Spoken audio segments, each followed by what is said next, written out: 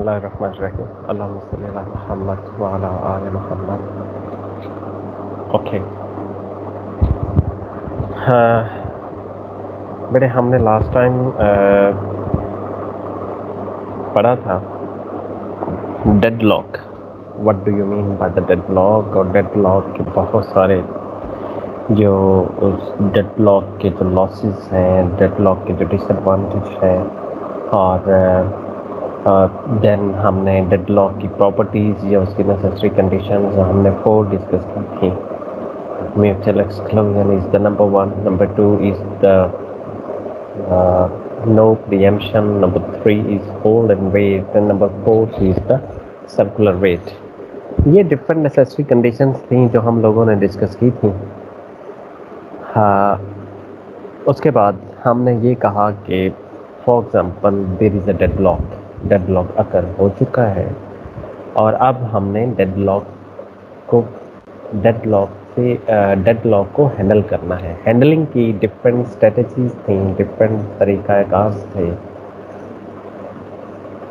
आप ये भी कह सकते हैं कि डेडलॉक हैंडलिंग में एक तो डेडलॉक प्रिवेंशन था, एक डेडलॉक अवॉइडेंस था, एंड फाइनली डेडलॉक अवॉइडेंस और डेडलॉक प्रिवेंशन का डिफरेंस हमने देखा। What's the critical difference between the deadlock avoidance and deadlock prevention.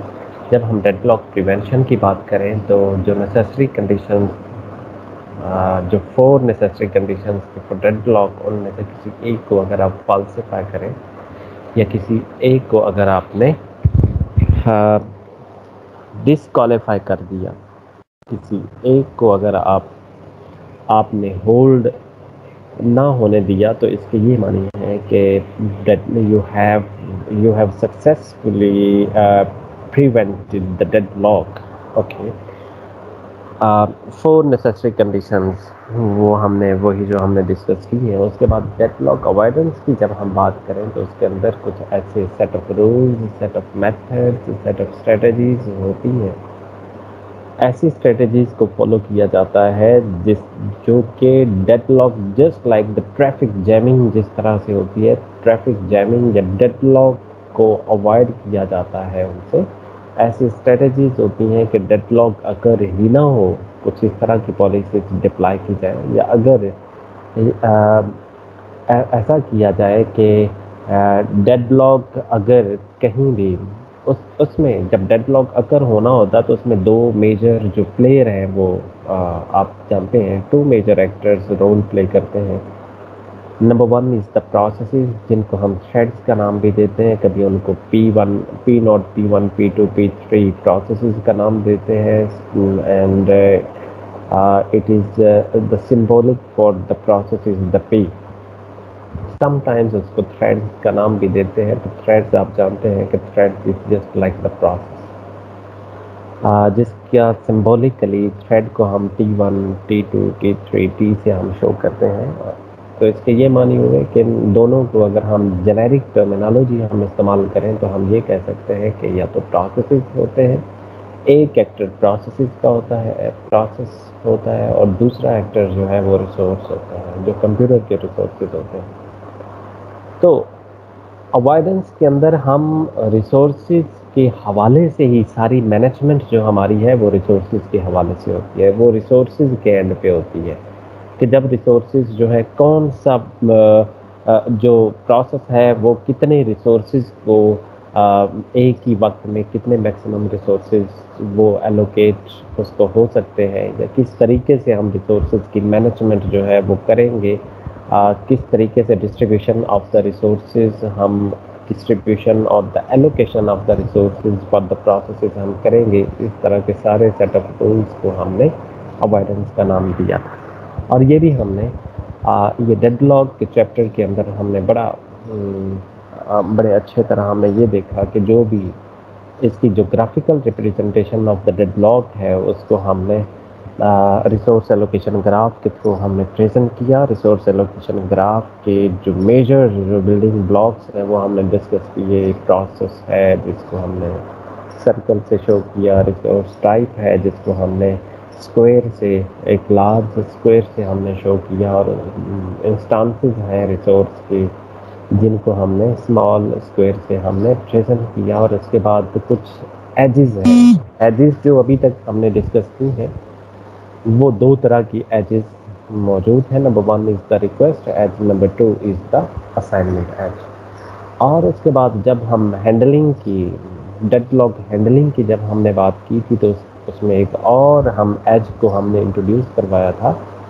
उस एज का नाम जो है वो क्लेम एज है, for the future usage of the resources. मतलब जिस तरह से हमने एग्जांपल दी थी कि अगर किसी भी फाइल को हम अपडेट करना चाह रहे हैं, तो इसके ये मानी है कि पहले वो रैम के रिसोर्सेज को इस्तेमाल करेगी, और जैसे ही हम उसमें मॉडिफिकेशन, अपडेशन या किसी भी तरह के अमेंडमेंट्स करने के बाद, अब उस प्रोसेस में, उस थ्रेड में, उस फाइल, उस एप्लीकेशन में कहीं जाके सेव होना है हार्ड डिस्क के ऊपर, तो इसकी ये मानी है, या कहीं हमें कोई डेटा जो है उसको राइट करना है, तो इसके ये मानी है कि पहले हम उस रैम के रिसोर्सेज को इस्तेमाल कर रहे थे, और इन फ्यूचर हमें हार्ड डिस्क के रिसोर्सेज को भी इस्तेमाल करना है। तो इन फ्यूचर जो करंटली जो हम रिसोर्सेज को इस्तेमाल कर रहे हो, और उसके बाद ये है कि फ्यूचर में जो भी हमें रिसोर्सेज चाहिए उनको हम एक डॉटेड लाइन से प्रेजेंट करते हैं, जिसको क्लेम एज का हमने नाम दिया था। तो claim edge is just like the request edge, simple, सिर्फ इतना डिफरेंस इतना है, एरो हेड भी बिल्कुल उसी तरह होगा, लेकिन जो सॉलिड लाइन है that is not the solid but a dashed और द डॉटेड लाइन। ओके, उसके बाद जो ही आपका अपडेशन मॉडिफिकेशन मुकम्मल होती है, तो इसके बाद आप, अब वो प्रोसेस जो है वो जाना चाहता है हार्ड डिस्क के ऊपर राइट होने के लिए, सेव होने के लिए। तो इसकी ये मानी है, हार्ड डिस्क को भी वो जो फ्यूचर में हमें चाहिए थी, फ्यूचर के ये मानी है कि currently I am not using the hard disc, I am using the RAM resources. लेकिन अब देखिए, जब रैम रिसोर्सेज में फुली उसको मैं कंज्यूम, रैम रिसोर्सेज को मैंने इस्तेमाल कर लिया है, and I am willing, I am intending to use the hard disk. अब मैं, I am ready for using the hard disk. तो फिर वो जो जो क्लीन एज थी, जो डैश और द डॉटेड लाइन थी, वो डॉटेड लाइन जो है, जो क्लेम एज, वो कन्वर्ट हो जाएगी रिक्वेस्ट एज में। आप जानते हैं ना, किसी भी रिसोर्स को इस्तेमाल करना हो तो उसका मॉडल हमने पढ़ा था कि फर्स्ट ऑफ ऑल आपको रिक्वेस्ट करनी होती है। किसी भी रिसोर्स को अगर आपने यूज़ करना है तो पहले रिक्वेस्ट की जाती है। जब रिक्वेस्ट के अगेंस्ट आपको चीज़ मिल जाती है, फिर आप उसको यूज़ करते हैं, and after usage the resources you have to release finally, और फाइनली आपको उसको छोड़ना होगा। ओके, बिल्कुल इसी तरह वो जो क्लेम एज थी, that claim edge will be converted into the request edge, और फाइनली फिर उसमें हम देखते थे, उस ग्राफ के अंदर हम देखते थे कि अगर वो रिसोर्स जो है, अगर हम उस प्रोसेस को एलोकेट कर दें, उस प्रोसेस को एलोकेट कर दें, तो बाकी जो रिसोर्स एलोकेशन ग्राफ है उसके अंदर साइकिल बनता है या नहीं बनता। जैसे कि हमने देखा, ये देखिए, ये कि P1 भी फ्यूचर में R2 को वो कहाँ है, P1 wish to use the R2 resource in future, as well as P2 is also willing for the R2 in future। तो अब ये R2 जो है वो हमें P2 को देना है या हमें P1 को देना है। तो इस ये ग्राफ, हमें इस ग्राफ के थ्रू हमें पता चल सकता है कि अगर ये R2 हम P1 को दें या P2 को दें, किसको दें, ताकि ये साइकिल मेंटेन ना हो। जब ये साइकिल मेंटेन नहीं होगा तो इसके ये मानिए, there will be no deadlock condition at all, there is no unsafe state और देयर इज़ नो डेडलॉक। लेकिन ये है कि अगर ये P2 या P1 किसी एक को देने से अगर ये साइकिल बन जाता है, तो फिर क्या होगा, डेडलॉक के चांसेस, बल्कि डेडलॉक अकर होगा। अब इसी को ही अगर आप देखें, अगर हम P1 को देखें तो फर्स्ट ऑफ ऑल ये क्लेम एज जो है वो रिक्वेस्ट एज में चेंज होगी, तो इसके ये मानी है कि ये बिल्कुल इसी तरह ये रिक्वेस्ट एज होगी। और फिर R2 जो है, जब इसकी रिक्वेस्ट को एक्सेप्ट कर लिया जाएगा तो ये R2 P1 को मिल जाएगा। तो ये देखें, ये डॉटेड लाइन, ये जो लाइन है, ये एज है, इसकी डायरेक्शन चेंज हो जाएगी। इसकी डायरेक्शन जो है ये P1 की तरफ हो जाएगी। जब ये R2 जब हैंड ओवर हम कर देंगे, एलोकेट कर देंगे R2 को, हम P1 के हैंड ओवर कर देंगे, तो फिर ये डायरेक्शन चेंज होगी। ये डायरेक्शन चेंज होगी तो देखिए कि ये एरो इस साइड पे है, दूसरा एरो इस साइड पे है, तो साइकिल नहीं बनता। तो इसलिए there will be no deadlock. Okay, first case. अब सेकंड केस को देखिए कि अगर हम सपोज हम R2 P1 को नहीं देते, हम P2 को देते, तो P2 ने claim as future western R2 को इस्तेमाल करना था। फिर ये सॉलिड लाइन में रिक्वेस्ट में जनरेट होगी। रिक्वेस्ट के अगेंस्ट अगर हम R2 P2 को अगर हम दे दें, तो आप देख लीजिए कि इसकी डायरेक्शन जब असाइनमेंट एज होगी, R2 is assigned to, when we assign the R2 to P2, then क्या होगा, ये डायरेक्शन चेंज होगी और इस एरो की डायरेक्शन ये P2 की तरफ हो जाएगी। और आप देख सकते हैं कि this is a complete cycle. When there is a complete cycle, तो इसके ये मानी है कि डेडलॉक अकर हो सकता है या डेडलॉक अकर होगा। इसलिए कभी भी ये दोनों कैंडिडेट्स में से, ये दोनों कंपेटिटर्स थे P1 P2, and they are willing for, they are willing they are willing to use, or they are wishing to use the R2। अब ये हम R2 को P2 के हवाले नहीं करेंगे, बल्कि ये R2 हम P1 को देंगे। तो इस तरह से जो डेडलॉक है उसको अवॉइड किया जा सकता है। ओके, ये हमने बात डिस्कस की। उसके बाद my dear Jameel and other students, मैंने आपको एक असाइनमेंट दी थी जो कि I think OS operating system concept हमारे 9th एडिशन का पेज नंबर 324, उसके ऊपर एक असाइनमेंट के तौर पे कुछ मैग्नेटिक डिस्क हैं हमारे सिस्टम के अंदर। For example we have the 12 magnetic disk. Total एक रिसोर्स टाइप के अंदर जो इंस्टांसेस हैं वो 12 हैं, जबकि हमारे पास जो प्रोसेसेस हैं वो 3 प्रोसेसेस हैं, P0, P1 and P2। Maximum need P1 जो है उसकी throughout its life cycle और throughout the लाइफ स्पैन, उसको मैग्नेटिक डिस्क जो इस्तेमाल करनी होती हैं वो 10 मैग्नेटिक डिस्क इस्तेमाल करनी होती हैं through out the life time. उसको पूरे अपनी ड्यूरेशन में, पूरी लाइफ टाइम में 10 हार्ड डिस्क उसने यूज़ करनी, मैग्नेटिक डिस्क उसने यूज़ करनी है। हमारे पास सिस्टम के अंदर मौजूद कितनी है? टोटल 12। नंबर 2, P1 एक दूसरा प्रोसेस है, उसको भी मैग्नेटिक टेप्स चाहिए through out the life time, उसको 4 चाहिए। और उसके बाद एक तीसरा प्रोसेस है P2, उसको 9 चाहिए। तो इसके ये मानिए कि अगर इन सब को हम सम अप करें तो 10 for the P0, 4 for the P1, 9 for the P2, तो ये 23 मैग्नेटिक डिस्क बनती हैं। लेकिन हमारे पास जो अवेलेबल स्टॉक है वो कितना है? 12। इसके ये मानी हुए कि हम एक ही वक्त में ये तीनों प्रोसेसेस की जो रिक्वायरमेंट है, जो नीड है, उसको फुलफिल नहीं कर सकते। अगर तो हमारे पास जो स्टॉक, अगर हमारे पास जो सप्लाई है वो मैक्सिमम है, तो then there is no way, there is no chances of the deadlock. जब रिसोर्सेज और सप्लाई हमारे पास मैक्सिमम है तो डेडलॉक के चांसेस ही अकर नहीं होंगे। ओके, अब पहले मैंने आपको बता दिया कि इन 3 प्रोसेसेस की maximum need for the life time ये थी।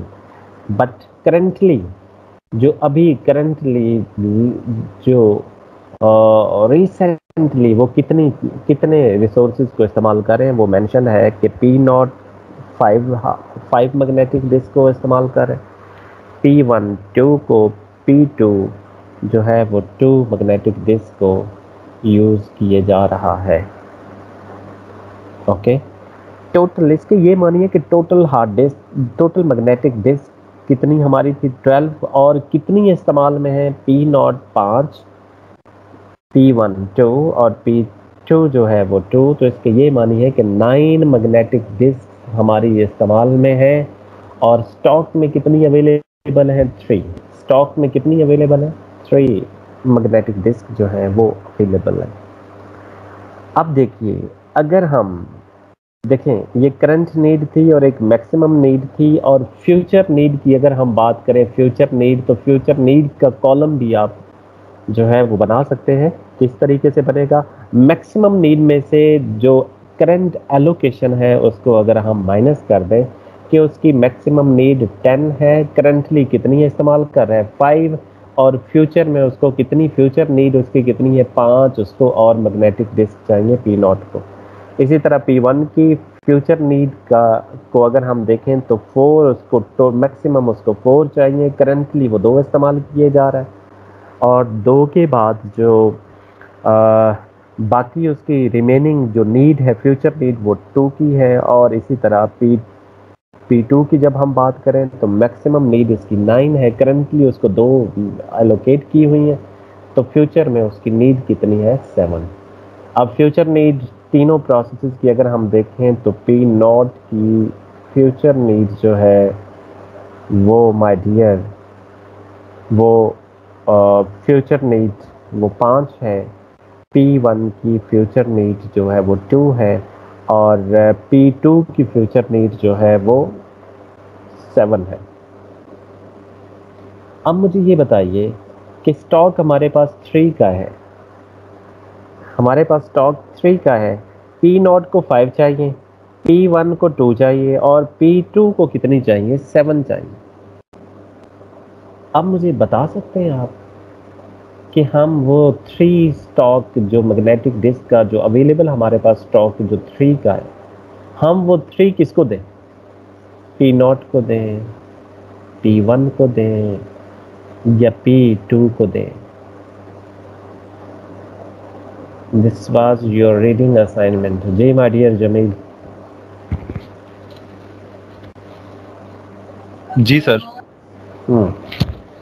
ये सिनेरियो केस आपने देखा, तो ये हमें जो अवेलेबल मैग्नेटिक डिस्क का स्टॉक है जो कि 3 है, किसको देंगे हम, P0 को देंगे, P1 को, या P2 को? सर P2 को। P2 की टोटल डिमांड कितनी है, जो रिमेनिंग उसकी नीड है 7। ओके, जबकि हमारे पास स्टॉक कितने का, 3 का है। अगर हम उसको 3 दे देते हैं, चले आपकी बात मान लेते हैं, 7 उसको चाहिए क्योंकि टोटल उसकी नीड 9 है, 2 वो ऑलरेडी इस्तेमाल कर रहा है, 7 उसकी रिमेनिंग नीड है। तो जब हम ये 3 उसको दे दें तो इसके ये मानी है कि अब उसके पास टोटल कितनी हो जाएगी, 2 पहले यूज़ कर रहा था, 3 ये होगी, 5 होगी, और बाकी कितनी बच गई, बाकी उसकी अभी भी नीड 4 की है। लेकिन आपकी सारी की सारी हार्ड डिस्क जो है वो इस्तेमाल में लग गई हैं। आपकी 12 हार्ड डिस्क जो मैग्नेटिक डिस्क है वो इस्तेमाल में, किसी एक प्रोसेस की नीड भी पूरी नहीं हुई, जो कि जैसे ही उसकी नीड पूरी होगी तो वो देखिए ना माय डियर के हम पहले क्या करते हैं, रिक्वेस्ट, देन यूज के बाद रिलीज। रिलीज कब करते हैं, जब हमारी रिक्वायरमेंट पूरी हो जाए।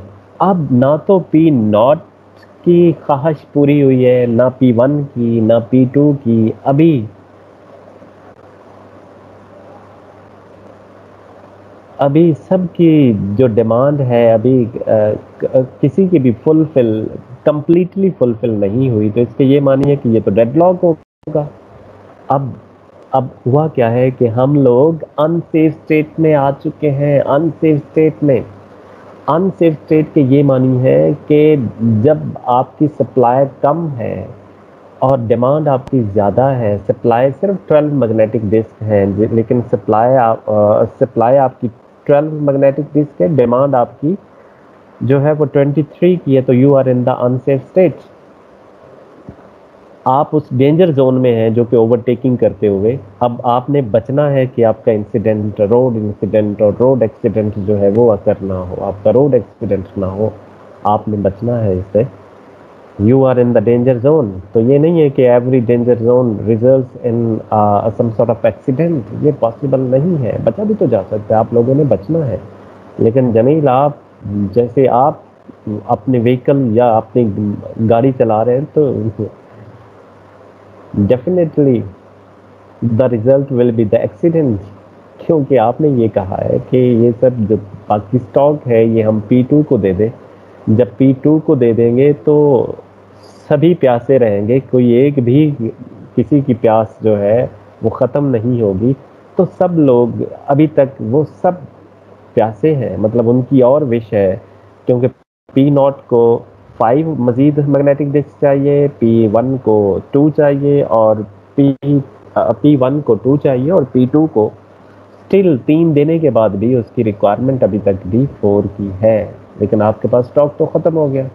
इसके ये मानिए कि वो रिसोर्सेज को होल्ड किए हुए हैं, but they are waiting some other resources, some other supply, but you have no supply. अब क्या होगा? डेडलॉक अकर हो गया। You are in the unsafe state and the result is the deadlock. जब जमील कह रहा है कि हम वो तीनों के स्टॉक को हम P2 को दे दें तो डेडलॉक अकर होगा। अब हमें क्या करना है? P2 को नहीं देंगे माय डियर। आप देखिए कि अगर हम 3 के स्टॉक में से, क्योंकि सबसे कम नीड किसकी है? सबसे कम नीड जो है वो P1 की है। फ्यूचर नीड सिर्फ 2 उसको चाहिए, 2 मैग्नेटिक डिस्क उसको हम दे देते हैं। जब 2 दे देंगे तो इसके ये मानी है कि अब उसका जी भर के उसकी प्यास खत्म हो चुकी है, वो यूज कर रहा है चारों को। उसका मिशन क्या था? 4 को इस्तेमाल करना। चारों को उसने इस्तेमाल किया और इस्तेमाल करने के बाद अब वो क्या करेगा? रिलीज करेगा। क्लियर? स्टॉक में बाकी कितने थे? जब 2 हमने P1 को दे दिए, स्टॉक में रिमेनिंग मैग्नेटिक डिस्क 1 थी। अब जब P1 चारों को इस्तेमाल करेगा, जो कि उसकी फुल मैक्सिमम नीड थी, चारों को इस्तेमाल करने के बाद वो चारों को रिलीज कर देगा। जब रिलीज करेगा तो अब स्टॉक में वो चारों कहाँ शिफ्ट हो जाएंगे? स्टॉक में ऐड हो जाएंगे। स्टॉक में पहले कितना था? 1। अब ये P1 ने, जब P1 की प्यास खत्म हो गई, उसकी ख्वाहिश खत्म हो गई, तो अब वो रिलीज कर देगा अपने रिसोर्सेज को, मैग्नेटिक डिस्क 4 को, और वो स्टॉक में जाके ऐड हो जाएंगी। तो total number of magnetic disc अब स्टॉक के अंदर कितनी हो गई? बिलाल बिलाल अहमद,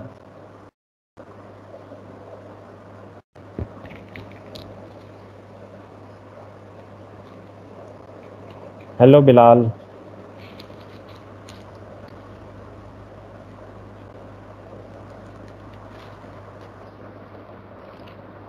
बिलाल तो बिल्कुल हमदम से गए, हमदम के लिए।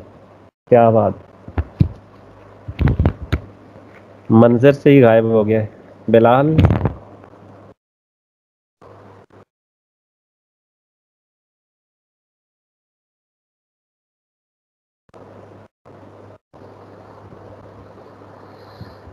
बिलाल, नींद तो नहीं आ गई आपको?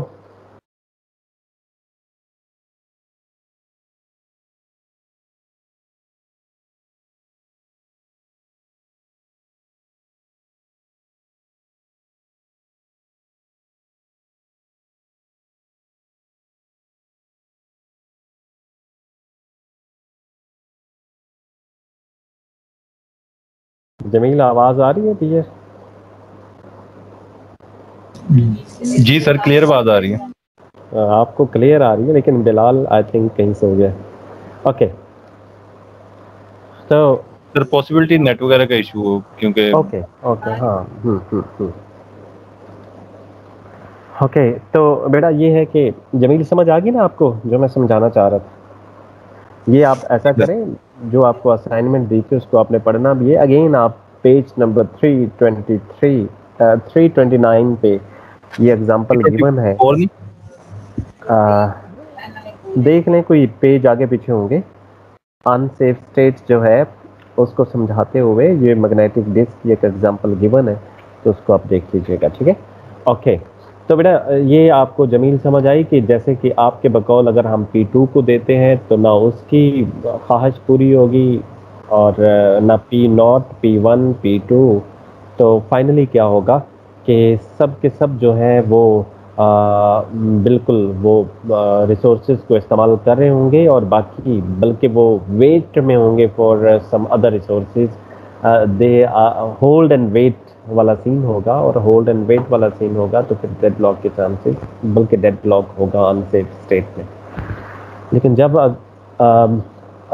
हम वो तीनों में से दो मैग्नेटिक डिस्क जो हैं वो P1 को दे देंगे तो उसकी रिक्वायरमेंट टोटल 4 की थी, तो 4 उसके पास आ चुकी हैं। 4 को इस्तेमाल करेगा, इस्तेमाल करने के बाद देखिए वो रिलीज करेगा और वो स्टॉक में ऐड हो जाएंगी। Now stock has been add up with 4 and total stock will be 5 magnetic disk. और अब देखिए, अब अगर हम देखें तो अब अगली बारी किसकी है? अब अगली बारी मैग्नेटिक डिस्क जो 5 है वो किसको हम देंगे? P2 को देंगे, या अब P1 तो मैदान से, वो कंपटीशन से आउट, उसका काम मुकम्मल हो गया। Now there are 2 competitors only in the competition, P0 and P2। तो क्या हम P2 को दें 5 की 5 मैग्नेटिक डिस्क? अब देखिए P2 को इसलिए नहीं दे सकते, उसकी रिक्वायरमेंट टोटल कितनी है? 7 की। हमारे पास स्टॉक में मौजूद कितने? 5। तो ये 5 हम किसको दें? ये 5 हम देंगे P0 को, क्योंकि उसकी रिक्वायरमेंट जो है वो 5 की। सामने जी बेटा जी, वालेकुम अस्सलाम जी, अल्हम्दुलिल्लाह।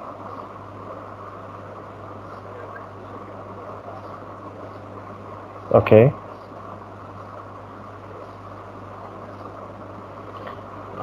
ओके डियर, एक्चुअली मेरी क्लास हो रही है ऑनलाइन, फिर ज़रा कीजिए, थैंक यू। ओके तो अब देखिए उनकी रिक्वायरमेंट P0 की रिक्वायरमेंट 5 की है, हमारे पास स्टॉक भी 5 का है, तो हम उसको 5 के 5 उठा कर उसको दे देंगे। अब P0 की जितनी रिक्वायरमेंट थी वो पूरी हो गई है, जितनी उसकी डिमांड है उतनी हमने सप्लाई कर दी है और वो यूज़ करेगा। यूज़ करने के बाद अब स्टॉक में अगर हम देखें कि हमारे पास स्टॉक में अब कितना है, जब हमने वो 5 की 5 उठा के दे दी P0 को तो स्टॉक 0 है। क्लियर? स्टॉक 0 है क्योंकि P0 पहले 5 को इस्तेमाल किए जा रहा था। 5 की उसकी मज़ीद उसकी डिमांड थी, उसके डिमांड हमने पूरी कर दी। डिमांड उसकी 5 की मज़ीद थी तो वो 5 सप्लाई हमने दे दी। जब सप्लाई हम देंगे तो उसकी रिक्वायरमेंट पूरी हुई, वो यूज़ करेगा। यूज़ करने के बाद रिलीज़ करेगा। स्टॉक के अंदर करंटली 0 था, लेकिन जब P0 रिलीज़ करेगा रिसोर्सेज को तो 10 की 10 मैग्नेटिक डिस्क जो है वो कहाँ आ जाएंगी? वो स्टॉक में एडअप हो जाएंगी। अब स्टॉक के अंदर कितनी है? 10। और अब हम देखते हैं कि P0 भी कंपटीशन से वो रिलीज़ कर गया रिसोर्सेज को, P1 भी कंपटीशन से आउट। अब P2 है, P2 की जो टोटल रिक्वायरमेंट है वो 9 थी, 2 ऑलरेडी वो इस्तेमाल कर रहा था और उसकी फ्यूचर में जो अभी तक वो कह रहा है कि मुझे इतनी चीज़ें चाहिए, वो 7 मैग्नेटिक डिस्क मांग रहा था। और अगर हमारे पास स्टॉक कितने का? 10 का। 10 में से 7 हम उसको दे दें, उसकी रिक्वायरमेंट भी पूरी हुई। वो यूज़ करेगा, यूज़ करने के बाद रिलीज़ करेगा, और जैसे ही रिलीज़ करेगा तो अब चूँकि P2 के पास टोटल जो मैग्नेटिक डिस्क थी 7 अभी हमने दी, 2 ऑलरेडी थी, तो 9 को जब रिलीज़ करेगा तो ये स्टॉक में एडअप हो जाएंगी। स्टॉक में पहले 10 थी जहाँ से हमने 7 ली थी, तो बाकी वहाँ रिमेनिंग 3 थी। 3 प्लस P2 ने जो रिलीज़ की वो 9 है। 3 प्लस 9 कितना हो गया? 12। तो हमारी टोटल मैग्नेटिक डिस्क जब P0, P1, P2 अपने काम मुकम्मल कर लेंगे तो जितनी थी उतनी अवेलेबल स्टॉक में आ चुकी हैं। तो आपने देखा कि अनसेफ स्टेट में होते हुए जब हम प्रोसेसेस के सीक्वेंस को हम चेंज कर दें कि फर्स्ट ऑफ ऑल हम क्या करें, हम P1 इसके ये मानिए कि अगर ये वाला सीक्वेंस हो कि प्रोसेस P1 पहले एग्जीक्यूट हो, P0 सेकंड एग्जीक्यूट हो, P3 या P2 जो है वो थर्डली एग्जीक्यूट हो, आखिर में P2 एग्जीक्यूट हो, तो इसके ये मानी है कि हम अनसेफ स्टेट में होते हुए भी सेफ रहे, डेडलॉक अगर नहीं होने दिया। तो this is the deadlock avoidance technique. Unsafe state में होते हुए हम सेफ रहे, हम डेडलॉक अगर नहीं हुआ। लेकिन अगर अगर ये सीक्वेंस जो आपको बताया है कि first of all P1 then P0 then P3 P2, अगर P2 पहले आ जाए सीक्वेंस में, ये क्वेश्चन इस तरह से आ सकता है कि ये स्नैपशॉट है, ये हालात हैं, टेबल आपको गिवन होगा कि प्रोसेसेस हैं P0, P1, P2 are the processes, maximum need इसकी ये है, करंट नीड ये है, total number of magnetic disk इतनी है।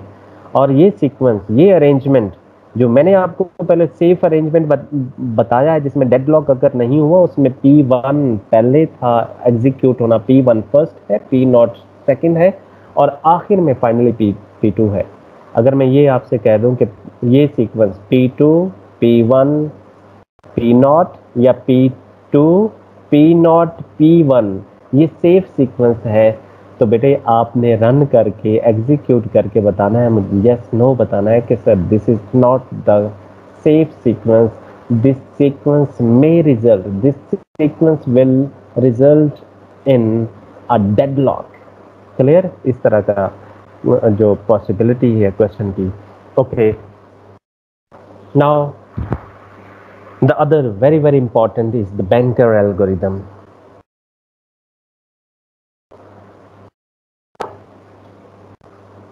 बैंकर एल्गोरिदम के अंदर भी यही पॉलिसी, यही फिलॉसफी है जो कि हमने इस अनसेफ स्टेट में, ये मैग्नेटिक डिस्क वाली जो हमने एग्जांपल दी है, यही स्ट्रेटजी है, यही टेक्निक है बैंकर एल्गोरिदम में।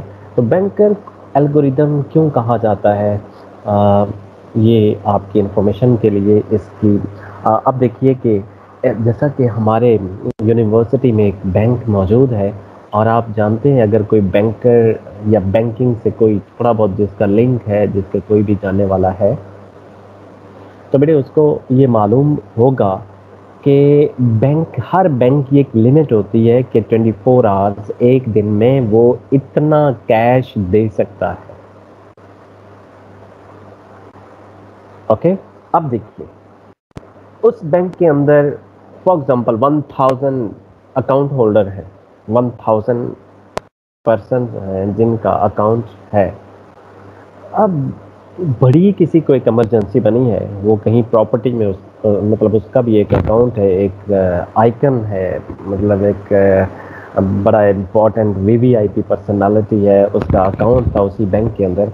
और उस बैंक की, जैसे कि हमारे कॉमर्स बैंक की हम बात करें तो इसका अगर एक दिन का इसकी कैश की लिमिट जो है वो 100,000 या आप ये कह लें कि 10 लाख, एक 100,000 फॉर एग्जांपल 100,000 इसकी वो लिमिट है, या 1 मिलियन या 10 मिलियन इसकी, फॉर एग्जांपल 10 मिलियन इसकी लिमिट है, 10 मिलियन। तो एक ने प्रॉपर्टी में कहीं उसकी डील हो गई है, total number of account holders कितने, 1000 में एक दिन में तकरीबन कोई 200-250 बंदे अपनी ट्रांजैक्शंस करने आते हैं, कुछ कैश लेने आते हैं और कुछ जो है वो अपने डिपॉजिट्स करवाने आते हैं, 200 के करीब है। एक यूज़र है जो कि बड़ा एक वीवीआईपी पर्सनालिटी है, बड़ा अमीर लैंडलॉर्ड है, तो उसने क्या किया कि वो बैंक में जा रहा है, उसकी कहीं कोई डील हुई है अब उसको 10 मिलियन चाहिए। तो मुझे ये बताइए, 9 बजे वो चला गया है, उस बैंक की लिमिट क्या है पूरे दिन में? उसने उसने 10 मिलियन उसकी पूरे दिन की लिमिट, क्या वो जाते ही उसको 10 मिलियन हैंडओवर कर देगा? देखिए नुकसानात क्या होंगे अगर वो 10 मिलियन उसके हैंडओवर कर देगा। बाकी एक दिन में जो विजिटर्स हैं वो कितने हैं? मैंने आपको कहा था 200। अगर वो अकाउंट होल्डर्स अगर विजिट करते हैं बैंक का और 200 को कैश चाहिए, तो 200 में से एक वो लैंडलॉर्ड था, वो लाइन में लगा और उसने कहा कि मुझे भी 10 मिलियन चाहिए, अभी मेरी डील फाइनल हुई है। बाकी कितने हैं? 199। तो मुझे ये बताइए, टोटल लिमिट भी ख़त्म होगी अगर उसको डील कर लिया जाए, उसकी रिक्वेस्ट को एक्सेप्ट करके उसको 10 मिलियन। एक मैनेजर जो है, अब मैनेजर बड़ी टेंशन में होगा कि यार अगर इसको मैंने ये टोटल इसकी रिक्वेस्ट को मैं फुलफिल करता हूँ तो 199 जो है ये नाराज़ हो जाएंगे। एक ये तो खुश हो जाएगा, लेकिन 199 पीपल, जिनको किसी को 1000 चाहिए, किसी को 10,000 चाहिए, किसी को 100,000 चाहिए, किसी को 50,000 चाहिए, तो वो छोटी छोटी अमाउंट उन्हें चाहिए। तो वो सारे मेरे कस्टमर जो हैं वो नाराज़ होंगे। ये तो खुश हो जाएगा, इसको तो मैं दे दूंगा, लेकिन बाकी सबको कल तक वेट करना पड़ेगा। तो इसलिए ये तो मेरी परफॉर्मेंस नहीं है, ये तो मेरी बैड परफॉर्मेंस है, दैट्स नॉट द एक्सीलेंस। तो वो क्या करेगा? उसको कहेगा कि यार जरा बैठिए, उसको थोड़ा सा प्रोटोकॉल देगा, उसको ठंडा गर्म करेगा। मकसद ये कि उसको ज़्यादा उसको डिले में इसलिए लगाएगा कि उतनी देर में कुछ और डिपॉजिट्स आ जाएंगे और छोटी छोटी जो जिनकी अमाउंट है उनको वो देता जाएगा। जिसका 5,000 है, किसी का 10,000 है। और अगर वो लैंडलॉर्ड को नहीं भी देगा तो नाराज एक होगा, जस्ट वन कस्टमर। लेकिन बाकी जो लोग हैं वो तो खुश हो जाएंगे ना। लेकिन अगर वो लैंडलॉर्ड को, किसी एक बंदे को वो खुश कर देता है तो बाकी 199 कंप्लेन करेंगे। तो मुझे ये बताइए कि एक अच्छा मैनेजर जो है वो कभी भी ये रिस्क नहीं लेता कि एक कस्टमर को वो खुश करे और बाकी 199 को, शायद वो जो जो एक कस्टमर था उसको रिक्वेस्ट वो कर सकता है, 199 को रिक्वेस्ट करना उसके बस की बात नहीं होगी। या शायद वो एक कस्टमर जो है वो उसकी कंप्लेंट ना करे, लेकिन चांसेस और प्रोबेबिलिटी है कि 199 में से कोई ना कोई जो तो कंप्लेंट कर ही देगा। वो कंप्लेन जो ही वो करेगा, आप जानते हैं कि जैसे कि वो आज हमारे वो रुझानात जो है वो टोटली चेंज है। आज तो सब्र शुक्र की सारी डेफिनेशंस, और बहुत जज्बाती हम लोग हैं, सब्र शुक्र की जो डेफिनेशंस हैं उनको तो हम फुलफिल ही नहीं करते, वो तो उस पर पूरा उतरते नहीं हैं। तो कहीं ना कहीं 199 में हम जैसे लोग होंगे कहीं ना कहीं, जो कुछ ना कुछ जो है वो उसके मतलब कोई थोड़ा बहुत वो बोलेंगे, गुस्सा करेंगे, कंप्लेन नहीं भी करेंगे, तो कहीं ना कहीं वो कुछ गड़बड़ होगी। तो गुड मैनेजर, इसलिए इसको कहा जाता है बैंकर एल्गोरिदम। अब वो बैंकर मैनेजर जो है वो जिसकी डिमांड ज़्यादा है उसको वो डिले में उसके लिए डिले टैक्टिक्स वो इस्तेमाल करेगा, और जिनकी डिमांड थोड़ी है उनको वो कैश देता जाएगा। ये लॉजिक है। This is the main philosophy behind the bankers algorithm. Banker algorithm कब डिप्लॉय होता है? जब आपके रिसोर्स टाइप के अंदर नंबर ऑफ इंस्टांसेस मल्टीपल हो। ये बात ध्यान में रखिएगा।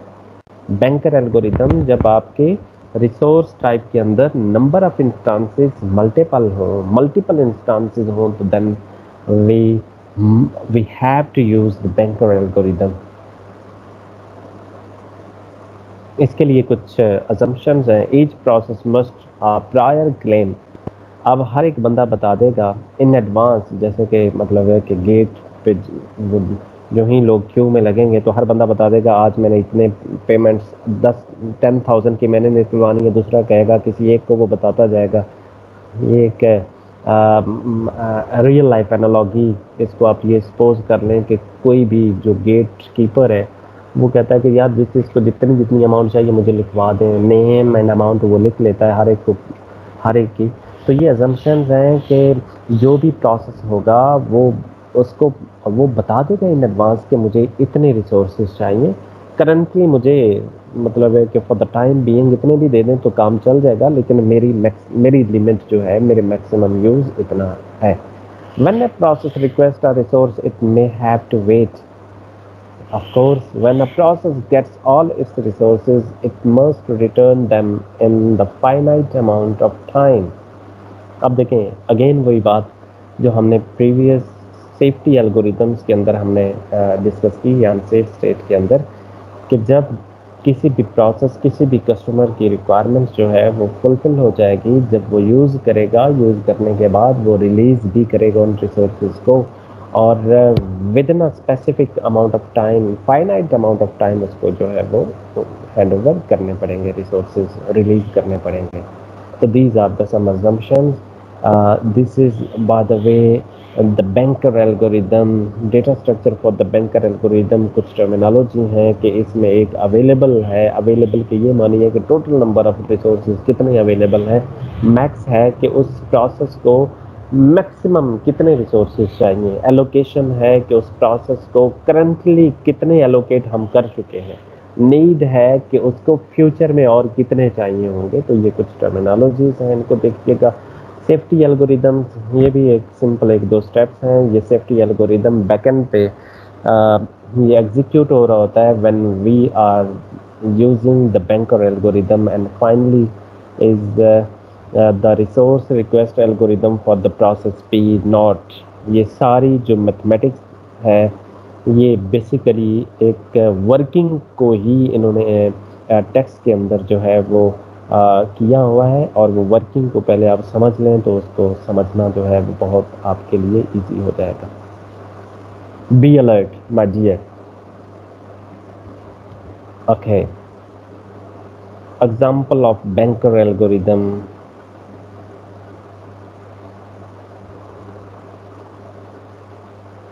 जी dear, you must be active. Very important concept of the banker algorithm, the working of the banker algorithm.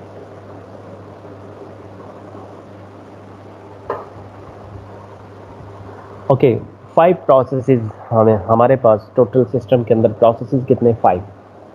P not से लेकर P not through P4 in processes को आपने एक कॉलम वेक्टर में एक आपने लिख लिया, P0, P1, P2, P3 in the column. Okay, अब देखिए रिसोर्स टाइप कितनी है। रिसोर्स टाइप इंस्टांसेस की बात नहीं हो रही, बल्कि हम रिसोर्स टाइप की बात कर रहे हैं, जैसे कि रैम, मैग्नेटिक डिस्क, प्रिंटर्स, ये रिसोर्स टाइप हैं। कितने प्रिंटर हैं? वो इंस्टांसेस हैं। 3 रिसोर्स टाइप हैं और उनका नाम क्या है? ए, बी एंड सी। ए में कितनी कॉपीज मौजूद हैं? टोटल नंबर ऑफ इंस्टांसेस कितने? ए के 10 है टोटल, बी के 5 है, सी के 7 है। यहाँ तक क्लियर? जी माय डियर जमील बेटा, समझ आ गई? जी sir. Total number of processes कितने? 5। P0, P1, P2, P3, P4। Total resource type हमारे कितने हैं? 3, ए, बी एंड सी। हर एक में जो कॉपीज ऑफ इंस्टांसेस हैं, जो मल्टीपल इंस्टांसेस हैं, जो वो कितनी हैं? ए के अंदर 10 कॉपीज हैं, बी की 5 कॉपीज हैं, सी की 7 कॉपीज। क्लियर? ठीक है। एलोकेशन, अब ये एलोकेशन वाला टेबल आपको बताता है कि ये जो रिसोर्स टाइप ए है, ये बी है, ये सी है, ए की कितनी कॉपीज किस किस प्रोसेस को कितने कितने कॉपीज हमने एलोकेट कर दी हैं। ए, अगर आप ये देखिए एलोकेशन में ए बी सी, बेटे इसको कॉलम में टॉप से बॉटम की तरफ आपने इसको रीड करना है। इसके ये मानी है कि ए की कोई भी कॉपी, ए की कोई भी इंस्टांस जो है वो P0, बिल्कुल इसके अगेंस्ट आप देखिए ऊपर से नीचे टॉप टू बॉटम आपने आना है, और फिर ये है कि जो ही आप टॉप टू बॉटम आप आए तो पहली रीडिंग के बाद आपने लेफ्ट उस प्रोसेस को भी देखना है, ये किस प्रोसेस की बात हो रही है। ओके, हम टॉप से ए से हम ये A is the resource type, और इसके हम ये इस जैसे हम इसको रीड करते हैं तो इसके ये मानिए कि भाई कोई भी कॉपी हमने P1 को, ए की कोई भी कॉपी हमने P0 को एलोकेट नहीं की, जबकि बी की एक कॉपी हमने एलोकेट की है, सी की कोई भी कॉपी हमने P0 को एलोकेट नहीं की। इसी तरह आप थोड़ा सा नीचे आ जाए, इसको बिल्कुल आप इस लाइन में आइए, तो इसमें है ए की 2 कॉपीज हमने P1 को एलोकेट की हैं, बी की कोई भी कॉपी जो है 0 है P1 के लिए, सी 0 है P1 के लिए, और इसी तरह अब हम नीचे आ जाएं, और तो ये जो एलोकेशन में जो इस कॉलम के अंदर जो थर्ड एंट्री है वो 302 है। इसके ये मानिए कि ए की 3 कॉपीज, बी की 0 कॉपीज, सी की 2 कॉपीज, ये किसको एलोकेट हुई हैं? P2। P3 को इसी तरह 211, ए की 2 कॉपीज, बी की 1 कॉपी और सी की भी 1 कॉपी। इसी तरह P4 के लिए ए का कोई भी कॉपी इसको एलोकेट नहीं हुई, बी की कोई कॉपी मौजूद नहीं है, सी की भी कोई कॉपी हमने नहीं दी। Is it clear? अब इसको आपने देखना है कि भाई टोटल हमारे पास जो रिसोर्स टाइप ए है उसके 10 कॉपीज हैं। अब कितनी हमने एलोकेट कर दी हैं? तो सिंपल बेटे, इसको जैसे हम टोटल करते हैं ना, टोटल सम अप करते हैं, इसको आप सम कर लें, लाइन लगाइए, लाइन लगाने के बाद अब इसको सिंपल ऐड अप कर लें। ए के अंडर जितनी भी हैं देखें, 0 + 2 + 3 + 2 + 0। जमील बताइए बेटे, टोटल ए की कितनी कॉपीज एलोकेट हो गई? सर टोटल हमारे पास 7 हो गई हैं सर। शाबाश बेटे, वेरी गुड। टोटल थी कितनी हमारे पास अवेलेबल स्टॉक में? ए कितना था? सर 10 था, 7 हो गई हैं। ओके, एलोकेट कितनी होगी? 7। अवेलेबल स्टॉक में कितनी होंगी बाकी? सर 3। ये देखिए, ये अवेलेबल में अगर आप देखें अवेलेबल के कॉलम के अंदर, तो ए की कितनी कॉपीज अवेलेबल है? 3। समझ आ गई बेटे आपको? जी सर। सब लोगों बिल्कुल बेटे सब अलर्ट हो जाइए। अब अगेन सम अप करें बी को, बी के कितने रिसोर्सेज जो हैं वो एलोकेट हो चुके हैं इन प्रोसेसेस को, तो बिल्कुल इसी तरह बी के अंदर जितनी भी एंट्रीज उनको आप सम अप कर लें। 1 + 0 + 0 + 1, तो टोटल कितना हो जाएगा? 1 जमील 2। ओके, तो टोटल बी की टोटल कॉपीज कितनी थी? 5। कितनी एलोकेट कर चुके हैं? 2। अवेलेबल स्टॉक में बाकी कितनी रहेंगी? सर 3। ये देखिए, ये अवेलेबल में 3 हो गया। यहाँ तक क्लियर? इसी तरह सी की आप सम अप करें। जी राना मोहम्मद तलहा, बेटे बताइए कि जो रिसोर्स टाइप सी है उसकी कितनी कॉपीज जो है वो एलोकेट हो चुकी हैं प्रोसेसेस को?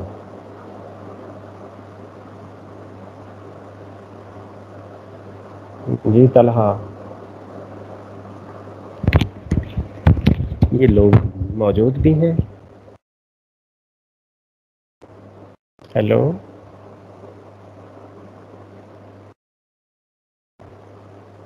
जी बड़े आशा, आप बताइए।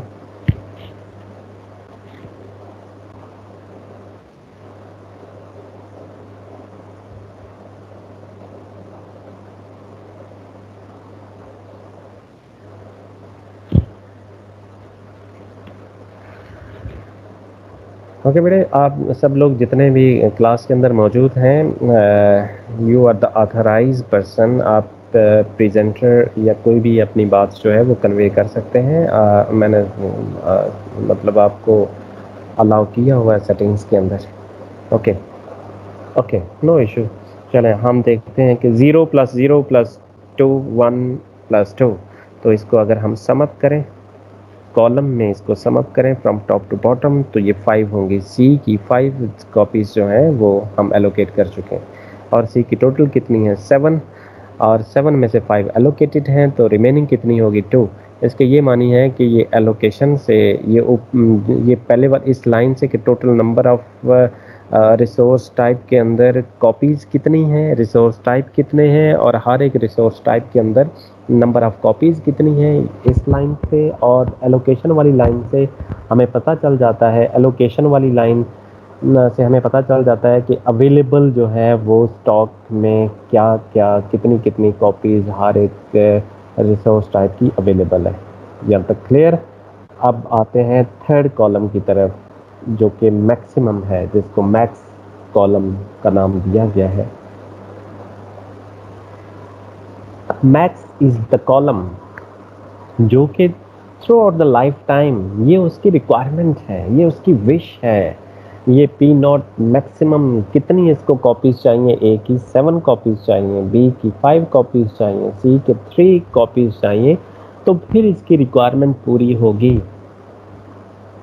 इसी तरह P1 की मैक्सिमम रिक्वायरमेंट क्या है, इसकी रिक्वायरमेंट मैक्सिमम 3 to 2 है।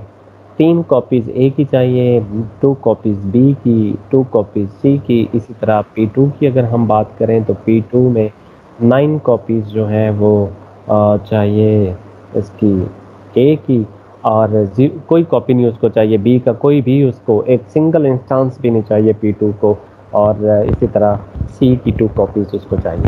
ओके, यहाँ तक समझ आ गई।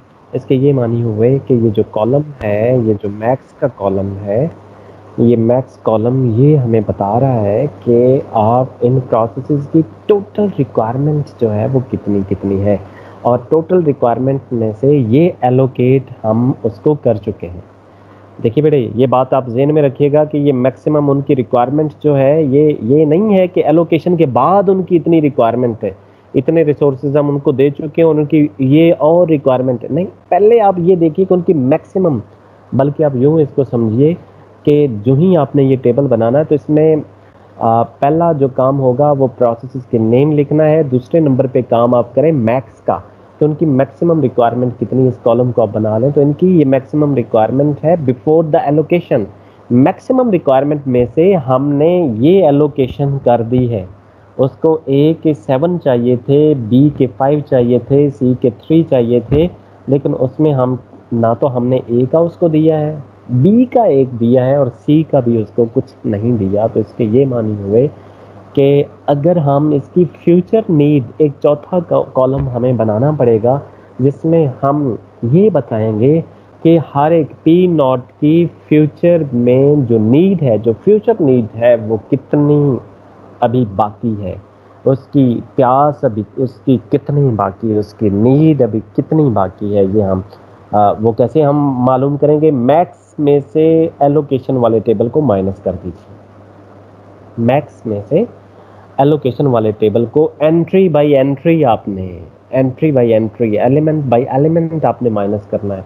आपने ये नहीं करना कि 753 इसको कंसीडर नहीं करना माय डियर कभी भी। ये 753 नहीं है, ये 753 नहीं है, ये 010 नहीं है, बल्कि आप ये समझिए कि ये 753 है और ये 010 है। ये अलग अलग एंट्री है।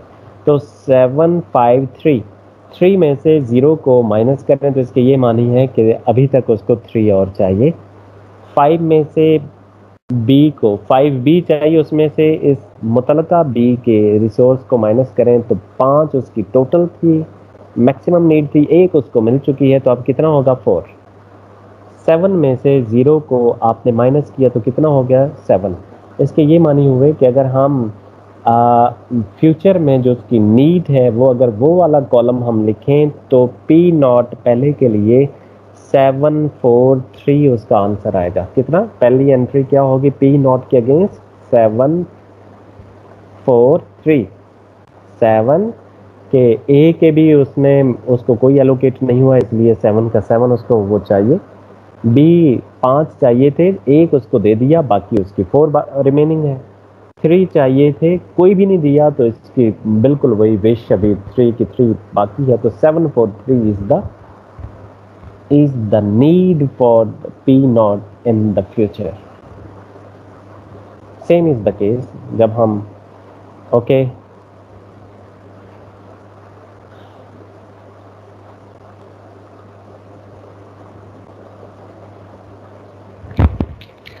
ओके जमील, ये माइनस कीजिए, इसकी नीड बताइए, future need for the P1 process. Sir इसमें आ जाएगा सर 1 2 और 2 आ जाएगा। शाबाश। इसका 1 के क्या मानी है? ए उसको 1 चाहिए जी और सर। बी उसको 2 चाहिए और सी की डी भी कितनी कॉपीज उसको चाहिए? 2। 2।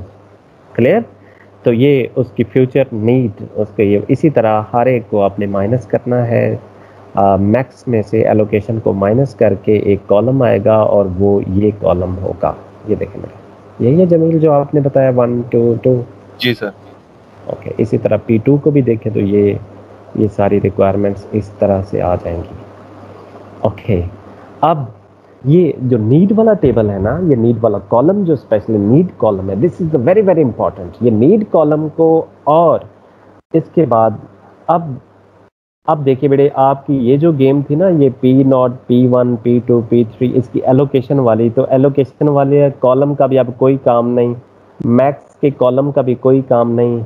ये मैक्स के कॉलम ने सिर्फ इतना बताना था कि इसकी इतनी रिक्वायरमेंट है, एलोकेशन ने इतना बताना था कि इतना इसको मिल चुका है।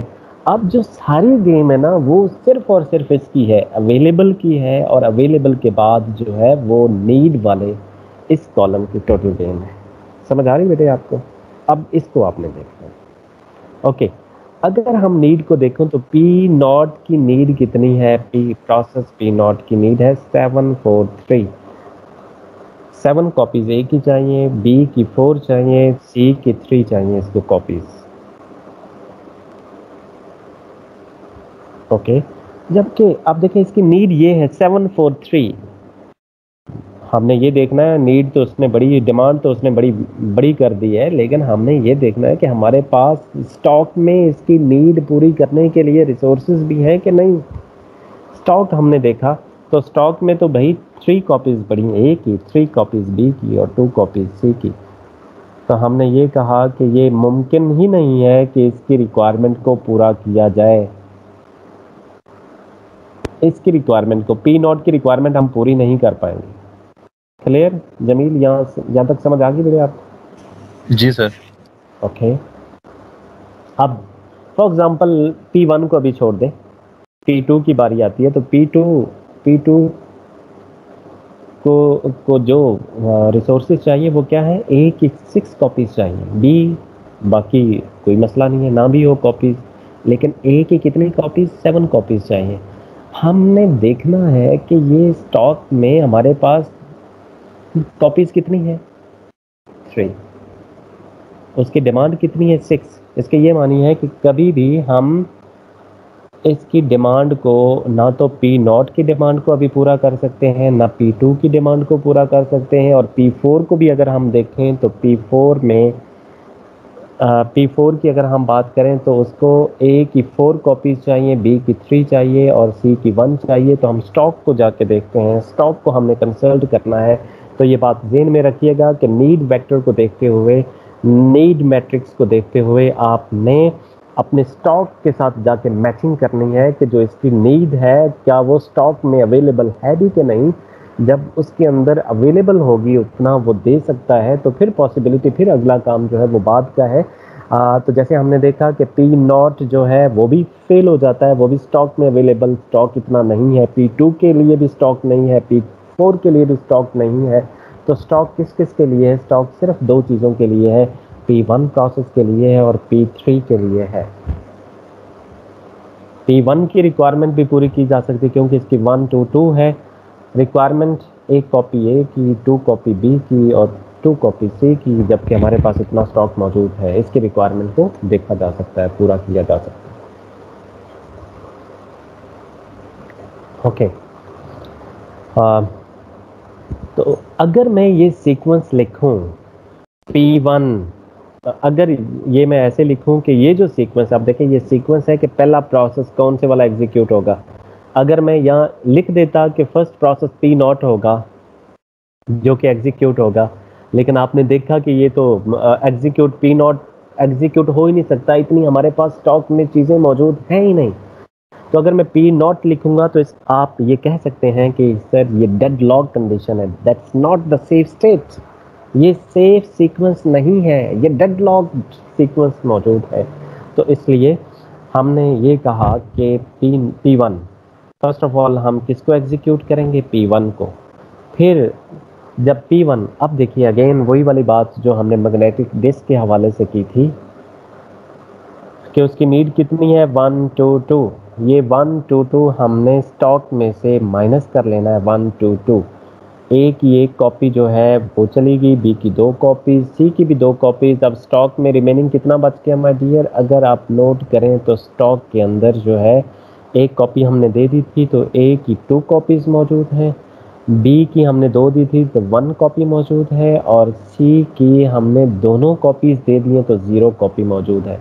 इसके ये मानी हुए कि जब आपने रिसोर्सेज को देना है तो स्टॉक को भी अकॉर्डिंगली अपडेट करना है। जब स्टॉक जब अवेलेबल चीज़ आप देते हैं, अपने एलोकेट करनी है, देनी है, तो वो स्टॉक में से माइनस करना है। जब प्रोसेसेस जो है वो रिसोर्सेज को इस्तेमाल करने के बाद रिलीज करेंगे तो उन रिसोर्सेज को आपने अवेलेबल स्टॉक के अंदर ऐड भी करना है। अब पहले हम इसको दे रहे हैं, हम एलोकेट कर रहे हैं। एलोकेट उसकी नीड कितनी थी, 1 2 2। 1 भी दे दिया, 2 भी दे दिया, सी के 2 भी दे दिए। तो अब स्टॉक के अंदर हमारे स्टॉक में क्या है, 2 1 0। ए की 2 कॉपीज मौजूद हैं, बी की 1 कॉपी मौजूद है, और सी की कोई कॉपी मौजूद नहीं है। स्टॉक हमने अपडेट कर लिया, ये स्टॉक के अंदर मौजूद है। ओके, अब देखिए हमने किसको ये दिया है, ये काम ये हमने P1 को दिया है। किसको, P1 को हमने स्टॉक दिया। अब इसके ये मानिए P1 की नीड होगी मुकम्मल, नीड उसकी हमने फुलफिल कर ली है, उसको जो चाहिए था ये हमने दे दिया।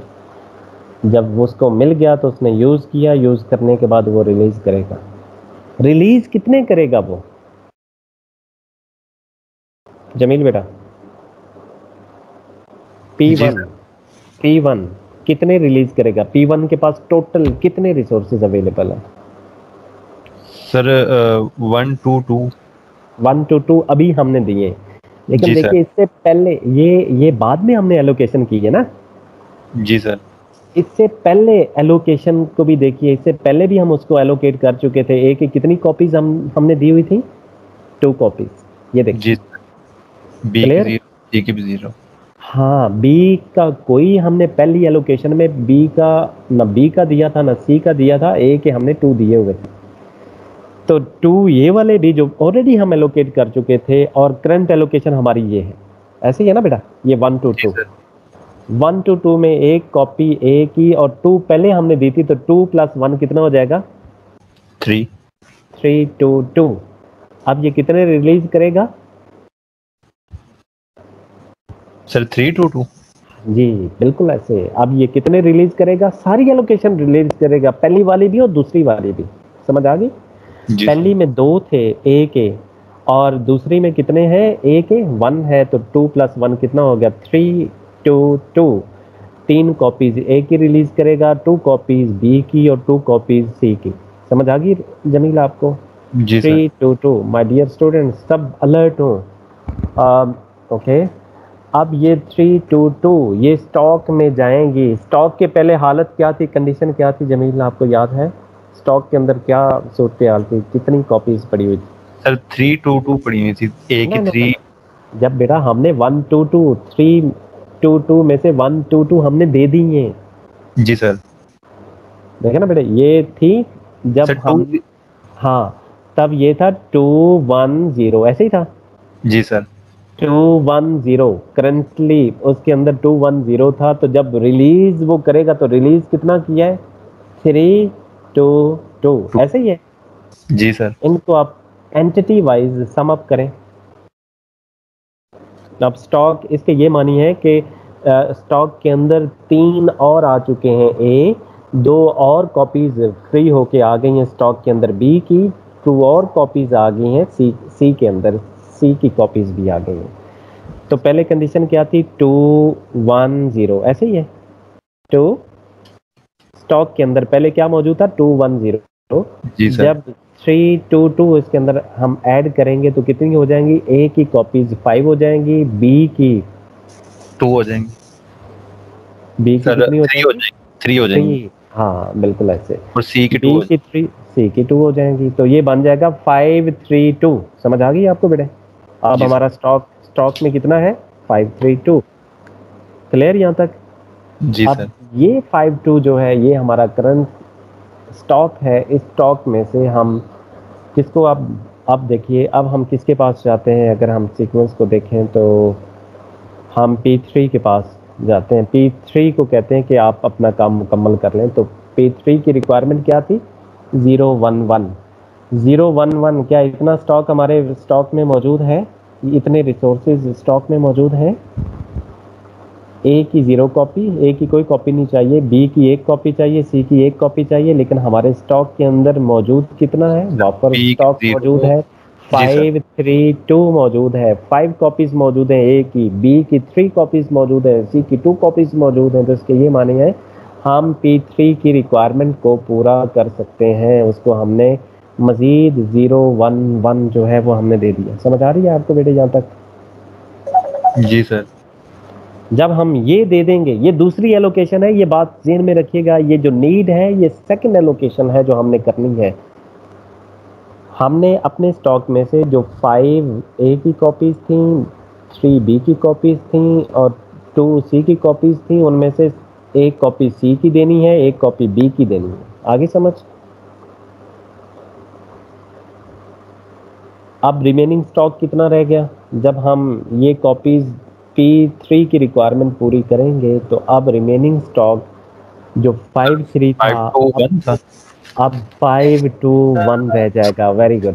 वो कितना रह जाएगा? 521। ओके, 521 जब रह जाएगा, अब ये डेफिनेटली इसकी रिक्वायरमेंट होगी पूरी। ये अब जब इसको हमने दे दिए रिसोर्सेज ये वाले, तो ये यूज़ करेगा। यूज़ करने के बाद ये रिलीज़ करेगा। ये क्या करेगा?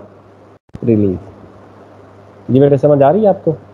ये जब रिलीज़ करेगा तो हमने ये देखना है, ये रिलीज P3 की जब रिक्वायरमेंट पूरी होगी तो P3 सारे रिसोर्सेज रिलीज करेगा। वो जो एलोकेट उसकी पहली एलोकेशन में थे वो वाले भी, और जो हमने अभी दिए हैं ये वाले भी, वो रिलीज करेगा। सेकंड एलोकेशन में 011 था, पहली एलोकेशन में देख लेते हैं। फर्स्ट एलोकेशन में कितना है? 211। इन दोनों को आप सम अप कर लें कि जितने वो रिलीज करेगा। डेफिनेटली पहले हमने इसको एलोकेट 2 कॉपीज ए की, एक कॉपी बी की, एक कॉपी सी की, और जबकि सेकंड एलोकेशन में हमने उसको कोई कॉपी ए की नहीं दी, 1 कॉपी बी की और 1 कॉपी सी की। तो जब ये रिलीज करेगा 1 सी 1 बी 1 ए 0, इसको हम सम अप करेंगे तो ये बन जाएगा। इसके ये मानिए जो ये टोटल रिलीज करेगा ये 222 रिलीज करेगा। समझ आ रही है आपको जमी? ओके जी सर। जी, ये 222 ये रिलीज करेगा। जब ये रिलीज करेगा तो इसको हम जो हमारा स्टॉक है उसके अंदर हम ऐड अप कर लेंगे। करंट जो अपडेटेड जो करंट एंट्री थी स्टॉक की, वो स्टॉक की मौजूद थी 521। ये साथ साथ आपने लिखना ये कैलकुलेशन आपने करनी है। 521 ऑलरेडी थी उसके अंदर जो है वो 222, ये हमने सम अप किया तो ये 743 हो जाएगी। आई थिंक 743, ये 743 अब स्टॉक के अंदर 743 है। जो 743 ये स्टॉक में आ जाएगी। तो इसके बाद ये है कि हम अब देखिए 743 या जो भी रिक्वायरमेंट थी 743। तो आप देखें जब ये स्टॉक आपका मौजूद है तो ये इस स्टॉक से आप किसी की रिक्वायरमेंट को भी फुलफिल कर सकते हैं। लेकिन हमने ये देखना है कि हम वो छोटे कस्टमर को, जैसे बैंक मैनेजर जो है वो करता है, तो फर्स्ट ऑफ ऑल देखें सबसे छोटे कस्टमर को ये P3 को भी पहले आप दे सकते हैं। ये रिसोर्सेज P1 की बजाय अगर ये मैं लिख दूँ ना P3 P1 P4 P2 P0, तो ये भी सेफ सीक्वेंस होगा माय डियर। और अगर मैं ये लिख दूं P1 P3 P4 P2 and P0, तो ये भी सेफ सीक्वेंस होगा। तो पहले हमने छोटे छोटे जो कस्टमर है उनको देना है। इसकी देखें, इसकी नीड कितनी है 743 की, इसको बिल्कुल हमने आखिर में रखना है। इसके बाद किसकी रिक्वायरमेंट है 431, या इसकी रिक्वायरमेंट को पूरा कर लें, जबकि इसकी रिक्वायरमेंट को अभी इसलिए पूरा नहीं किया जा सकता कि हमारे पास स्टॉक के अंदर एक की कॉपीज, हाँ इसको भी वैसे आप कर सकते हैं, P2 को भी आप P2 को भी लिख सकते हैं, P4 की बजाय P2 लिखा जाए और P2 की जगह P4 किया जाए तो फिर भी पॉसिबल है, क्योंकि हमारे पास A की 7 कॉपीज मौजूद हैं, B की 3 कॉपीज मौजूद हैं और C की 2 कॉपीज मौजूद हैं। जबकि इसको सिर्फ A की 6 चाहिए, इसको जब हम दे देंगे तो उसके बाद इसकी जब फुल रिक्वायरमेंट पूरी हो जाएगी तो ये भी रिलीज करेगा, तो स्टॉक में ऐड अप होता जाएगा। और इस तरीका से आपने इसको जज करना है माय डियर। अगेन इसी एग्जांपल को आपने दोबारा प्रैक्टिस करना है, बार बार इसको प्रैक्टिस कीजिए, this is the very very important. और इसमें भी इस तरह का क्वेश्चन आ सकता है कि इस तरह का टेबल गिवन हो और मैं आपको ये सीक्वेंस दे दूं, या सिंपल आपसे ये कहा जाए कि ये टोटल आप कैलकुलेशंस करने के बाद जो नीड का कॉलम है, जो एलोकेशन का कॉलम है, जो अवेलेबल का कॉलम है, तो आप सीक्वेंस बताइए कि सेफ सीक्वेंस क्या होगी। सम टाइम आपको ये पूरी सीक्वेंस अपनी खुद बतानी है कि पहले हम P1 कस्टमर को डील करेंगे, देन इस कस्टमर को, देन इस कस्टमर को, इसको और इसको हम डील करेंगे, तो इस तरह से डेडलॉक अकर नहीं होगा। एक ये भी पॉसिबिलिटी है कि आपको ये पूरी स्ट्रिंग लिखनी पड़े। दूसरी और पॉसिबिलिटी है कि मैं आपको कोई एक स्ट्रिंग दे देता हूँ, तो आपने मुझे ये बताना है कि ये इस स्ट्रिंग के अगेंस्ट जो ये तरतीब, ये अरेंजमेंट है, ये सीक्वेंस है, ये इससे डेडलॉक अगर होगा कि नहीं होगा, क्या ये सेफ सीक्वेंस है या डेडलॉक सीक्वेंस है। बस इस तरह की कुछ एक्टिविटी होगी। तो that's all for the chapter number 7, deadlock.